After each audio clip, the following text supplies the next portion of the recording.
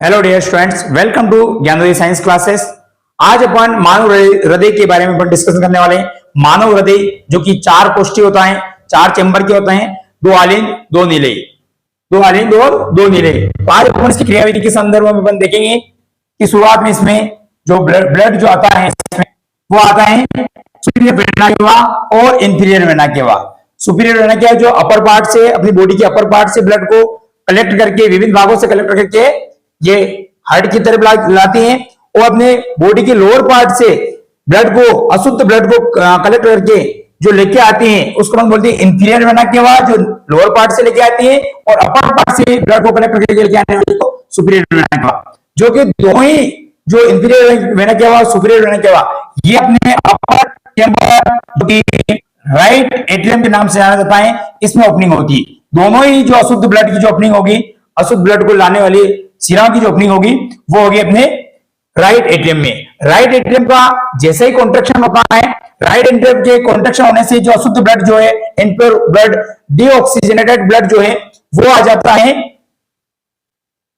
Right ventricle में, अर्थात दाएं नीले में। दाएं नीले की तरफ ब्लड आ जाएगा, दाएं नीले में फिर वापस संकुचन होगा, जो अशुद्ध ब्लड है इसका संकुचन होगा।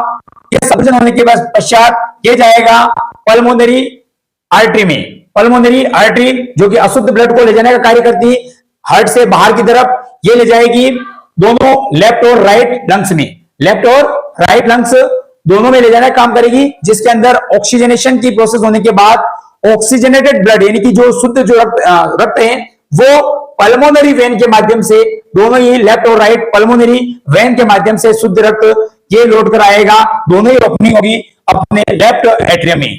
लेफ्ट एट्रियम जो कि हृदय का अपर पार्ट, जिसमें शुद्ध ब्लड आता है, प्योर ब्लड आता है, ऑक्सीजनेटेड ब्लड, ये आता है लेफ्ट एट्रियम में। लेफ्ट एट्रियम में आने के पश्चात वापस यहाँ पे कॉन्ट्रैक्शन की प्रोसेस होगी। कॉन्ट्रैक्शन संकुचन के पश्चात यहाँ मिट्रल वॉल्व होते हैं, मिट्रल से होते ये आ जाएगा लेफ्ट वेंट्रिकल में।